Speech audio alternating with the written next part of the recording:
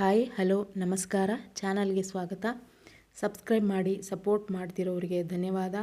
Subscribe ಮಾಡದೆ video ನೋಡ್ತಾ ಇದ್ದರೆ ಸಬ್ಸ್ಕ್ರೈಬ್ ಮಾಡ್ಕೊಳ್ಳಿ ಅಂತ ಹೇಳ್ತಾ, ಇವತ್ತಿನ ವಿಡಿಯೋದಲ್ಲಿ ದಿವ್ಯ ದೃಷ್ಟಿ, ಚಕ್ರ ಜಾಗೃತಿ, ಜಪದ ಶಕ್ತಿ, ಬ್ರಹ್ಮಚರ್ಯದ ಪಾಲನೆ, ಕರ್ಮದ ನಾಶ ಹಾಗೂ ಜಪ ಅಥವಾ ಪೂಜೆ ಅಥವಾ ಮೆಡಿಟೇಷನ್ ಸಮಯದಲ್ಲಿ ಆಕಳಿಕೆ ಬರುವ ವಿಚಾರ, ಕಣ್ಣಲ್ಲಿ ನೀರು ತುಂಬೋದು, ದೇಹ ಭಾರವಾದಂತೆ ಅನಿಸೋದು, ಇದೆಲ್ಲದರ ಬಗ್ಗೆ ತಿಳಿಯೋಣ ಏನು ಅಂತ ಶಾಸ್ತ್ರದ ಪ್ರಕಾರ ತಿಳಿಯೋ ಪ್ರಯತ್ನ ಮಾಡೋಣ. ವಿಡಿಯೋ ಕೊನೆ ತನಕ ನೋಡಿ. ದಿವ್ಯ ದೃಷ್ಟಿ ಅಂದರೆ ಏನು ಅನ್ನುವ ಪ್ರಶ್ನೆಗೆ ಆಜ್ಞಾಚಕ್ರ ಜಾಗೃತಿಯಾದಾಗ ಸಾಮಾನ್ಯ ಕಣ್ಣುಗಳಿಂದಲ್ಲ, ಅಂತರದೃಷ್ಟಿಯಿಂದ ನೋಡುವ ಶಕ್ತಿ ಬೆಳೆಯುತ್ತೆ. ಈ ಹಂತದಲ್ಲಿ ಕೆಲವರಿಗೆ ಕಣ್ಣುಗಳ ಚಿತ್ರಗಳು ಕಾಣೋದು, ದಿವ್ಯ ಸಂಕೇತಗಳು, ಆಕಾಶ, ಮೋಡ ಮತ್ತು ದೇವತಾ ರೂಪಗಳು ಕಾಣೋದಕ್ಕೆ ಶುರುವಾಗುತ್ತೆ. ಇವು ಕಲ್ಪನೆಯ ಫಲವಲ್ಲ, ಆತ್ಮದ ಆಂತರಿಕ ಲೋಕದ ಪರದೆಯು ನಿಧಾನವಾಗಿ ತೆರೆದುಕೊಳ್ಳುತ್ತಿರುವುದರ ಸೂಚನೆ. ಹೆಚ್ಚಿನ ಸಂದರ್ಭದಲ್ಲಿ ಆಜ್ಞಾಚಕ್ರ ಜಾಗೃತಿಯಾದಾಗ ಹಿಂದಿನ ಜನ್ಮದ ದೃಶ್ಯಗಳು ಅಥವಾ ಅನುಭವಗಳು ಕೂಡ ಉದಯಿಸುತ್ತೆ. ಇದು ಮನಸ್ಸಿನ ಇಮ್ಯಾಜಿನೇಷನ್ ಅಲ್ಲ, ಆತ್ಮ ಸಂಗ್ರಹಿಸಿಕೊಂಡಿರುವ ನೆನಪುಗಳು ಮೇಲೆ ಬರುವ ಪ್ರಕ್ರಿಯೆ. ಈ ಸ್ಮೃತಿಗಳು ನಮ್ಮ ಈಗಿನ ಜೀವನದ ಭಯ, ಆಸಕ್ತಿ ಮತ್ತು ಸ್ವಭಾವಕ್ಕೆ ಕಾರಣ ಏನು ಅನ್ನೋದನ್ನು ಅರ್ಥ ಮಾಡಿಸುತ್ತೆ. ಅಂದರೆ ಈಗ ನಾವು ನಡೆಸ್ತಿರೋ ಲೈಫಲ್ಲಿ ಸಫರಿಂಗು, ಕೆಲವೊಂದು ಕಷ್ಟಗಳು ಬರುತ್ತಲ್ಲ, ಅದಕ್ಕೆಲ್ಲ ಏನು ಪ್ರಾಬ್ಲಮ್ ಯಾವುದರಿಂದ ಬರ್ತಾ ಇದೆ ಅನ್ನೋದನ್ನು ಅರ್ಥ ಮಾಡಿಸುತ್ತೆ. ಆಜ್ಞಾಚಕ್ರದ ನಿಜವಾದ ಫಲ ಅಂದರೆ ಅಲ್ಲಿ ಕಾಣಿಸುವ ದೃಶ್ಯಗಳಿಗಿಂತ ನಮ್ಮ ಜೀವನದ ಉದ್ದೇಶ ಏನು ಅನ್ನುವ ಅರಿವು ಮೂಡೋದು. ನಮ್ಮ ಆತ್ಮ ಯಾಕೆ ಈ ಜನ್ಮ ತಗೊಂಡು ಭೂಮಿ ಮೇಲೆ ಬಂದಿದೆ, ಯಾವ ದಾರಿಯಲ್ಲಿ ನಡೆಯಬೇಕು, ಏನು ತಪ್ಪಿಸಿಕೊಳ್ಬೇಕು ಅನ್ನೋದರ ಸೂಕ್ಷ್ಮ ಸುಳಿವು ಇಲ್ಲಿ ಸಿಗುತ್ತೆ. ಅದಕ್ಕಾಗಿ ಥರ್ಡ್ ಐ ಜಾಗೃತಿ ಅಂದರೆ ಶಕ್ತಿಯ ಪ್ರದರ್ಶನ ಅಲ್ಲ, ಆತ್ಮದ ಮಾರ್ಗದರ್ಶನ. ಸೊ ಆಜ್ಞಾಚಕ್ರ ಆ್ಯಕ್ಟಿವೇಟ್ ಆದಾಗ ಭವಿಷ್ಯಕ್ಕಿಂತ ಆತ್ಮದ ಸತ್ಯ ಅಥವಾ ಯಾವ ಪೆಂಡಿಂಗ್ ಕರ್ಮ ಕ್ಲಿಯರ್ ಮಾಡೋದಕ್ಕೆ ಭೂಮಿಗೆ ಬಂದಿದ್ದೇವೆ ಅನ್ನುವ ಸ್ಪಷ್ಟ ಅರಿವು ಮೂಡಲು ಶುರುವಾಗುತ್ತೆ. ಇದೇ ದಿವ್ಯ ದೃಷ್ಟಿ. ಇನ್ನು ಚಕ್ರ ಜಾಗೃತಿಯ ವಿಷಯಕ್ಕೆ ಬಂದರೆ, ಎಲ್ಲ ಚಕ್ರಗಳು ಆಲ್ರೆಡಿ ಜಾಗೃತಿಯಾಗಿ ಇರುತ್ತೆ, ಆದರೆ ಬ್ಯಾಲೆನ್ಸ್ ಆಗಿರಲ್ಲ. ಮೊದಲಿಗೆ ಮೂಲಾಧಾರ ಚಕ್ರ, ಈ ಪ್ರಕ್ರಿಯೆ ಹಂತ ಹಂತವಾಗಿ ನಡೆಯುತ್ತೆ. ರೂಟ್ ಚಕ್ರ ಆ್ಯಕ್ಟಿವೇಟ್ ಅಥವಾ ಸಮತೋಲನಗೊಂಡಾಗ ಕಾಮ, ಅತಿ ಆಸೆ ಇದೆಲ್ಲ ಕಂಟ್ರೋಲಿಗೆ ಬಂದು ಸ್ಥಿರತೆ ಬರುತ್ತೆ. ಮೂಲಾಧಾರ ಚಕ್ರ ಮತ್ತು ಆಜ್ಞಾಚಕ್ರದ ನಡುವೆ ಆಂತರಿಕ ಲಿಂಕ್ ಇದೆ. ಆಧ್ಯಾತ್ಮಿಕವಾಗಿ ಅವು ಪರಸ್ಪರ ನೇರ ಸಂಪರ್ಕವನ್ನು ಹೊಂದಿದೆ. ಮೂಲಾಧಾರ ಶಕ್ತಿಯ ಮೂಲ ದೇಹದ ಜೀವಶಕ್ತಿ ಸಂಗ್ರಹವಾಗಿರುವ ಕೇಂದ್ರ. ಭಯ, ಸೆಕ್ಷುವಲ್ ಎನರ್ಜಿ ಇದೆಲ್ಲದರ ಬೇರು. ಇಲ್ಲಿಂದ ಆ ಶಕ್ತಿಯನ್ನು ಮೇಲೆ ಕಳುಹಿಸುವ ಪ್ರಕ್ರಿಯೆಗೆ ಕುಂಡಲಿನಿ ಶಕ್ತಿ ಜಾಗೃತಿ ಅನ್ನೋದು. ಆಜ್ಞಾಚಕ್ರ ಅಂದರೆ ಬುದ್ಧಿ, ವಿವೇಕ, ಒಳಗಿನ ದೃಷ್ಟಿ. ಇಲ್ಲಿ ಶಕ್ತಿ ಬಂದಾಗ ಅದೇ ಸೆಕ್ಷುವಲ್ ಎನರ್ಜಿ, ಜ್ಞಾನ ದೃಷ್ಟಿ ಮತ್ತು ನಿಯಂತ್ರಣ ಆಗಿ ಪರಿವರ್ತನೆ ಆಗುತ್ತೆ.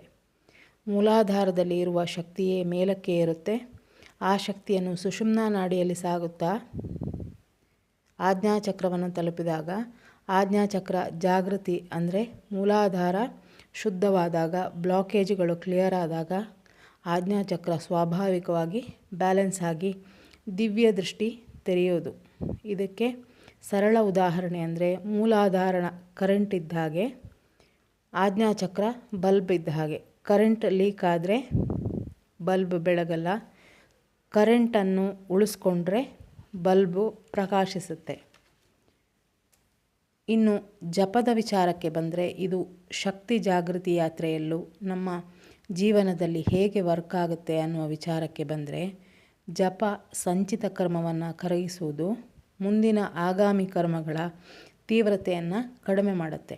ಮನಸ್ಸಿನ ಹಳೆಯ ಸಂಸ್ಕಾರಗಳನ್ನು ಬದಲಿಸಿ ಆತ್ಮಿಕ ಬೆಳವಣಿಗೆಗೆ ದಾರಿ ಮಾಡಿಕೊಡುತ್ತೆ. ಸಂಚಿತ ಕರ್ಮ ಅಂದರೆ ಅನೇಕ ಜನ್ಮಗಳಿಂದ ಸಂಗ್ರಹವಾಗಿರುವ ಕರ್ಮಗಳ ಗುಡ್ಡ. ಜಪ ಮಾಡುವಾಗ ಆ ದೇವನಾಮದ ಕಂಪನ ಮನಸ್ಸಿನ ಆಳಕ್ಕೆ ಇಳಿದು ಆ ಕರ್ಮ ಸಂಸ್ಕಾರಗಳನ್ನು ಕರಗಿಸಲು ಶುರು ಮಾಡುತ್ತೆ. ಇದು ಬೆಂಕಿ ಹಿಮವನ್ನು ಕರಗಿಸುವಂತೆ ನಿಧಾನವಾಗಿ ಆಗುತ್ತೆ, ಆದರೆ ಖಚಿತವಾಗಿ ಕೆಲಸ ಮಾಡುತ್ತೆ. ಆಗಾಮಿ ಕರ್ಮ ಅಂದರೆ ನಾವೀಗ ನಡೆಸ್ತಿರುವ ಜೀವನದಲ್ಲಿ ಆಗುವಂಥ ಕರ್ಮಗಳು. ಆಗಾಮಿ ಕರ್ಮ ಜಪ ಮಾಡುವ ವ್ಯಕ್ತಿಯ ಚಿಂತನೆ ಮತ್ತು ಕ್ರಿಯೆಗಳು ಶುದ್ಧವಾಗುತ್ತೆ. ಅದರಿಂದ ಹೊಸದಾಗಿ ಉಂಟಾಗುವ ಕರ್ಮ ಬಾಧೆ ಕೊಡುವ ಬದಲು ಸಾಧನೆಗೆ ಸಹಾಯ ಮಾಡುತ್ತೆ. ಅಂದರೆ ಕರ್ಮ ಬಂದರೂ ಅದರಿಂದ ಬಂಧನ ಇರಲ್ಲ. ಅದು ಯಾವುದೇ ಜಪ ಇರ್ಬೋದು, ನಿಮ್ಮ ಇಷ್ಟ ದೇವರದ್ದು. ಓಂ ದುಂ ದುರ್ಗಾಯೇ ನಮಃ, ಓಂ ಶ್ರೀ ಮಾತ್ರೇ ನಮಃ, ಓಂ ನಮೋ ಭಗವತೆ ವಾಸುದೇವಾಯ, ಓಂ ಹಂ ಹನುಮತೆ ನಮಃ, ಓಂ ನಮಃ ಶಿವಾಯ, ಓಂ ಗಂ ಗಣಪತೆ ನಮಃ. ಈ ಥರ ಯಾವುದೇ ಮಂತ್ರ ಇರಬಹುದು.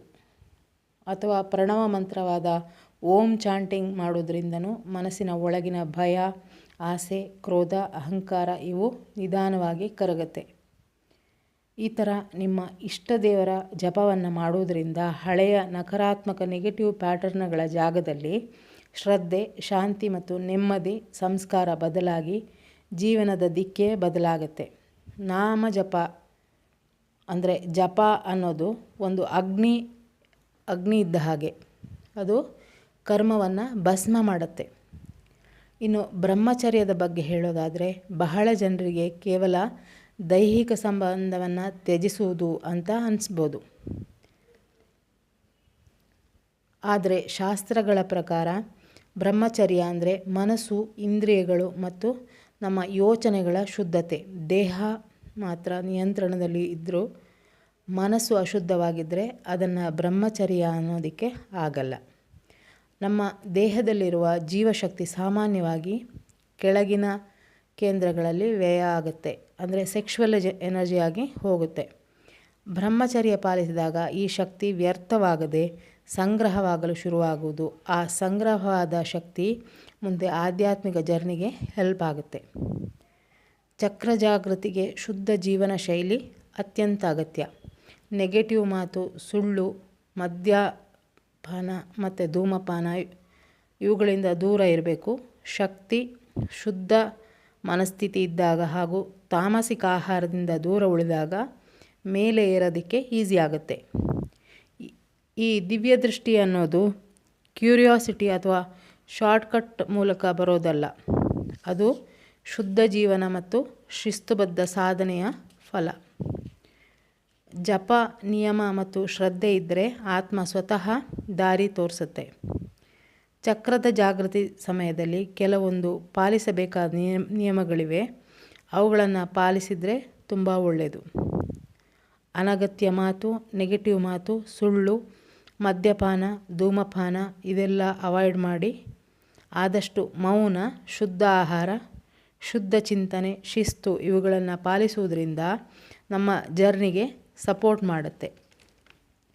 ಇನ್ನು ದೊಡ್ಡ ಕುತೂಹಲದ ಪ್ರಶ್ನೆ ಎದುರಾಗೋದು ಅಂದರೆ ಯಾವಾಗ ಚಕ್ರ ಜಾಗೃತಿ, ಯಾವಾಗ ದಿವ್ಯ ದೃಷ್ಟಿ ಕಾಣಲು ಪ್ರಾರಂಭ ಆಗುತ್ತೆ ಅನ್ನೋದು ಪ್ರಶ್ನೆ ಬರುತ್ತೆ ಎಲ್ರಿಗೂ.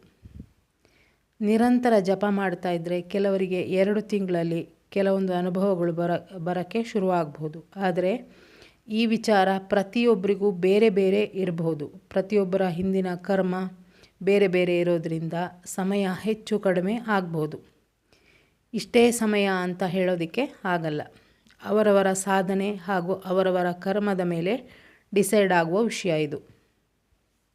ಒಬ್ಬರಿಗೆ ಬೇಗನೆ ಆಗ್ಬೋದು, ಒಬ್ಬರಿಗೆ 1 ತಿಂಗಳಲ್ಲಿ 1 ತಿಂಗಳಲ್ಲಿ ಆಗಿರೋರು ಇದ್ದಾರೆ. ಆದರೆ ಒಬ್ಬೊಬ್ಬರ ಕರ್ಮ ಬೇರೆ ಬೇರೆ ಇರೋದರಿಂದ ಅದು ಇಂಥದ್ದೇ ಇಷ್ಟೇ ಟೈಮಲ್ಲಿ ಆಗುತ್ತೆ ಅಂತ ಹೇಳೋಕ್ಕೆ ಆಗಲ್ಲ. ಇನ್ನು ಜಪಕ್ಕೆ ಕೂತಾಗ ಆಕಳಿಕೆ ಬರೋದು, ಒಂದು ಸಲ ಅಲ್ಲ ಪದೇ ಪದೇ ಬರೋದು, ಹಾಗೆಯೇ ಕಣ್ಣಲ್ಲಿ ನೀರು ಬರೋದು, ದೇಹ ಭಾರವಾಗೋದು, ನಿದ್ದೆ ಬರೋದು ಇದೆಲ್ಲ ಕೆಟ್ಟ ಲಕ್ಷಣಗಳ ಅಂತ ಪ್ರಶ್ನೆ. ಜಪಕ್ಕೆ ಅಂತಲ್ಲ, ಪೂಜೆ ಮಾಡುವಾಗ, ಮೆಡಿಟೇಷನ್ ಮಾಡುವಾಗ ಈ ಥರ ಆದರೆ ಇದು ಕೆಟ್ಟ ಲಕ್ಷಣವ ಅಂತ ಪ್ರಶ್ನೆ. ಸ್ವಲ್ಪ ಮಟ್ಟಿನ ನೆಗೆಟಿವಿಟಿ ಇದ್ದರೂ ಈ ರೀತಿ ಆಗುತ್ತೆ. ಇದು ಅವರ ಕ್ಲೆನ್ಸಿಂಗ್ ಆಗುವ ಲಕ್ಷಣ. ಸ್ವಲ್ಪ ನೀರು ಜಾಸ್ತಿ ಕುಡಿಬೇಕು. ನಿಮ್ಮನ್ನು ನೀವು ಹೈಡ್ರೇಟ್ ಮಾಡಿ ಜಪಕ್ಕೆ ಕೂತ್ಕೋಬೇಕು. ಜಪ ಸ್ತೋತ್ರ ಹೇಳುವಾಗ, ಪೂಜೆ ಮಾಡುವಾಗ ಸ್ವಲ್ಪ ಖಾಲಿ ಹೊಟ್ಟೆ ಇದ್ದರೆ ಒಳ್ಳೆಯದು. ಇಲ್ಲಾಂದರೆ ಆ ಎನರ್ಜಿಯನ್ನು ಬಾಡಿ ಫೀಲ್ ಮಾಡೋದಕ್ಕೆ ಆಗಲ್ಲ. ಇನ್ನು ಜಪ ಮಾಡುವ ಮೊದಲು ನಿಮಗೆ ಆ ದೇವತೆ ಅಂದರೆ ಯಾವ ಜಪ ಮಾಡ್ತಿರೋ ಆ ದೇವರ ಬಗ್ಗೆ ಒಂದು ಸೆಳೆತ ಇರಬೇಕು. ಇಲ್ಲಾಂದರೆ ವರ್ಷಗಟ್ಟಲೆ ಜಪ ಮಾಡಿದರೂ ಏನು ವ್ಯತ್ಯಾಸ ಬರಲ್ಲ. ದಿವ್ಯದೃಷ್ಟಿ ಅನ್ನೋದು ಶಾರ್ಟ್ಕಟ್ ಅಲ್ಲ, ಕುತೂಹಲದ ಆಟ ಅಲ್ಲ, ಅದು ಶುದ್ಧ ಜೀವನದ ಫಲ. ಜಪ, ಬ್ರಹ್ಮಚರ್ಯ, ಶಿಸ್ತು, ದಿವ್ಯ ಜಾಗೃತಿ ಹೀಗೆ ಒಂದಕ್ಕೊಂದು ಕೊಂಡಿಯ ಹಾಗೆ ಬೆಸೆದಿದೆ. ಸೊ ಇಷ್ಟೆಲ್ಲ ಮಾಡ್ತಾ ಇದ್ದರೆ ನಿಮ್ಮ ಶಕ್ತಿ ಜಾಗೃತವಾಗಿ ಜರ್ನಿ ಸುಗಮವಾಗುತ್ತೆ. ಶ್ರದ್ಧೆ ಇರಲಿ, ಶಾಂತಿ ಬರಲಿ. ಜಪ ಕೇವಲ ಧಾರ್ಮಿಕ ಕ್ರಿಯೆ ಅಂತ ನೋಡಬೇಡಿ, ಅದು ಕರ್ಮ ಶುದ್ಧೀಕರಣದ ವಿಜ್ಞಾನ. ಶ್ರದ್ಧೆ, ಶಿಸ್ತು ಮತ್ತು ಸಹನೆ ಇದ್ದರೆ ಆತ್ಮವೇ ನಿಮ್ಮ ಗುರುವಾಗಿ ಮಾರ್ಗದರ್ಶನ ಮಾಡುವುದರಲ್ಲಿ ಸಂದೇಹವಿಲ್ಲ. ಸೊ 2026 ಬಂದಿದೆ. ಎಲ್ಲರಿಗೂ ಶುಭವೇ ಆಗಲಿ ಅಂತ ಹೇಳ್ತಾ, ನಿಮ್ಮೆಲ್ಲ ಕನಸುಗಳು ಈಡೇರಲಿ ಅಂತ ಹೇಳ್ತಾ ಮುಂದಿನ ವಿಡಿಯೋದಲ್ಲಿ ಸಿಗ್ತೀನಿ. Thank you for watching.